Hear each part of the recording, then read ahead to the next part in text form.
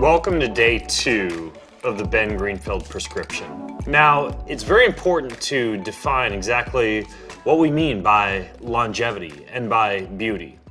Well, longevity involves more than, as you might think of at first glance, just living a long time. Longevity is not just living a long time, but feeling very good and being very healthy with those years that you actually have. So when we look at longevity, we know that there are certain exercise practices associated with living a shorter period of time and with living a longer period of time. Now, the minimum effective dose of exercise that's necessary for you to live a long time is about 20 to 30 minutes of structured exercise per day. Now, that of course assumes that you're staying somewhat engaged in low-level physical activity during the day, such as standing and moving, and basically just not having your butt planted in a chair for 8 hours in a row. But we'd see about 20 to 30 minutes of exercise as being a good minimum effective dose. Now, interestingly, once you exceed somewhere in the range of about 120 to 150 minutes of exercise per day, we see a law of diminishing return. And we actually see an increased risk of mortality from excessive exercise. So it's very important for you to understand that this quest involves the minimum effective dose of exercise that's going to confer to you being able to live the longest period of time and confer to you the ability to be able to feel really good living that long period of time. So that's the longevity piece. Now, the beauty part of this comes down to 3 components. Having optimized muscle mass, having a body fat percentage that's ideal, and having optimized levels of cardiovascular fitness. Now, when you put those 3 together, you're going to be able to achieve the aesthetic look that you want, the beauty that you want. Now, we define this via several parameters that you'll be engaged in during this course, including components such as muscular endurance, components such as anaerobic and aerobic capacity, muscle mass, body fat percentage, and several other variables that we'll be focusing on as you go through the course. Now, the other important thing that you'll experience in this course is this idea of having a daily, a weekly, and a periodic prescription for the activities that you'll be engaged in.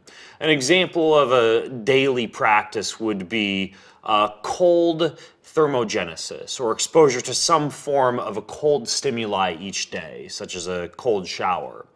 An example of a weekly practice would be, for example, doing some form of a super slow training protocol for your muscles and for your bone density. An example of a periodic practice would be doing something like a long fasted exercise session where you're working on that longer cardiovascular fitness and that stamina. But you'll have, in summary, a daily dose, a weekly dose, and a periodic dose, and I've identified 10 different best practices that are going to fall into each of those scenarios. So that's the way that things are going to be laid out.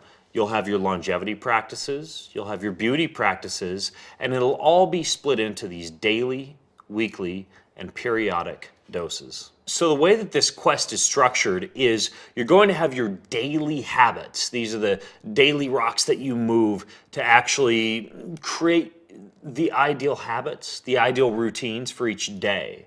We're then going to weave these into your weekly practices, the weekly habits, the weekly routines that you'll be focusing on as you go through the 7 weeks of this quest.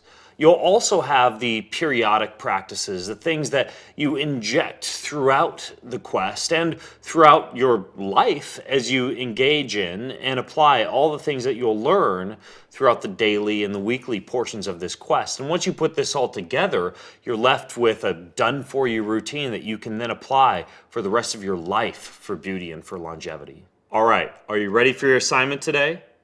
Today's assignment is to complete your pre-quest assessment. Now, this is important because it's going to allow you to be able to determine exactly where you're at the beginning of this quest from a beauty and from a longevity standpoint. This is also important because you will have a post-quest assessment at the end of the quest. And it's incredibly exciting and motivating for you to, during that post-quest assessment, see exactly how far you've come. You're going to be amazed and surprised at the progress that you'll make during this quest. But in order to get the ball rolling on that, for today's assignment, all you need to do is complete your pre-quest assessment.